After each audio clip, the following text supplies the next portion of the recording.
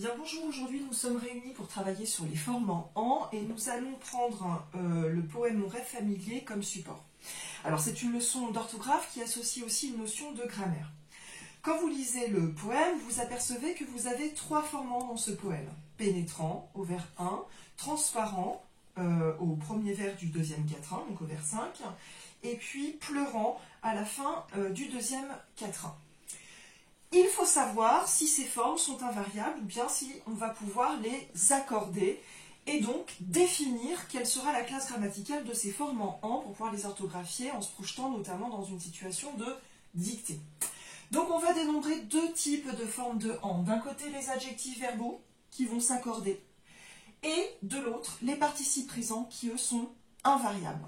Comment les reconnaître? Donc il faut regarder l'environnement de votre forme en an. Si votre forme en an appartient à un groupe nominal, c'est-à-dire qu'il peut fonctionner comme un adjectif et s'accorder avec un nom ou un pronom, bref, que vous puissiez le passer au féminin, que vous pouvez donc l'accorder en genre et en nombre avec ce nom, à ce moment-là, ce sera ce que l'on appelle soit un adjectif qualificatif, soit un adjectif verbal s'il provient d'un verbe. Si en revanche c'est un participe présent, c'est-à-dire qu'il s'écrit toujours en an invariable, vous allez pouvoir le reconnaître parce que vous pourrez le faire précéder de la préposition en avec lequel il formera un gérondif. Cette préposition peut être exprimée ou non, mais vous pouvez dans votre tête toujours l'ajouter pour pouvoir exprimer ce qu'on appelle la simultanéité entre deux actions. En général, la forme en participe présent est utilisée pour pouvoir exprimer qu'une action a lieu en même temps qu'une autre dans un verbe ou dans une phrase. Et puis, dernier point pour reconnaître un participe présent, comme il a le fonctionnement d'un verbe, il pourra très souvent être complété par un COD ou un COI. Donc, il y aura un complément qui dépendra de lui dans votre phrase. Donc, quand on se reporte maintenant sur nos trois occurrences du poème, pénétrant appartient au groupe nominal, ce rêve étrange et pénétrant. Étrange était déjà un adjectif, pénétrant sera donc un adjectif verbal puisqu'il provient du verbe pénétrer.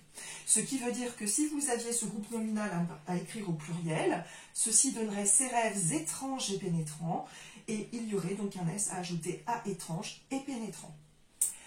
Lorsque vous reprenez l'adjectif transparent, qui est une variante puisqu'il s'écrit ENT, il vient pourtant du verbe transparaître, certains verbes seront donc à connaître et formeront leur adjectif verbal non pas en ANT mais en ENT. Je vous en donne quelques-uns qui viennent du nom d'un verbe d'ailleurs, différent, divergent, indulgent, équivalent, excellent, influent, négligent, précédent, somnolent, résident, et donc dans le poème transparent, qui accompagne mon cœur, donc pas de souci, il s'agit bien d'un adjectif ici. Ce qui fait que si tout le groupe nominal devait être passé au pluriel, on obtiendrait mes cœurs transparents avec un S dans la chaîne d'accords. Lorsqu'on regarde la forme en pleurant maintenant, elle seule laissée rafraîchir en pleurant, il s'agit d'une forme en qui est un participe présent et qui d'ailleurs est accompagnée de la préposition en ici, donc cela s'appelle un gérondif. Pour former un gérondif, il s'agit juste d'ajouter avant le participe présent la petite préposition en, le but étant de pouvoir exprimer deux actions qui ont lieu en même temps. Si je reprends mon vers, elle seule laissée rafraîchir en pleurant, c'est le fait de rafraîchir les moiteurs blêmes du front du poète, tout en pleurant pour la jeune femme qui fait l'objet du rêve de l'auteur. Des difficultés orthographiques maintenant qui sont à comprendre et à retenir concernant les verbes en QER et les verbes en GER. Donc, lorsqu'ils seront participes présents, on a vu qu'ils avaient le fonctionnement du verbe. Donc, provoquer et fatiguer, les deux exemples de verbes que nous choisirons pour illustrer les verbes en QER et en GER, s'écriront comme à l'infinitif, c'est-à-dire qu'ils conserveront leur U dans les deux cas, quand ils sont donc participes présents. Vous avez donc deux exemples que je vous propose. Provoquant le monde, il fut puni. Provoquant s'écrira donc Q-U-A-N-T. Fatiguant le monde, il est parti se coucher. Fatigant, G-E-A-N-T. Si en revanche, ils sont employés comme des adjectifs, verbaux, adjectifs qualificatifs, et qu'ils figurent dans un groupe nominal, à ce moment-là, il y aura une modification orthographique. Je vous laisse regarder mon exemple. Provoquant dans elle a une attitude provocante, c'est bien sûr un adjectif puisqu'on l'a accordé au féminin. Le QE a été transformé en C.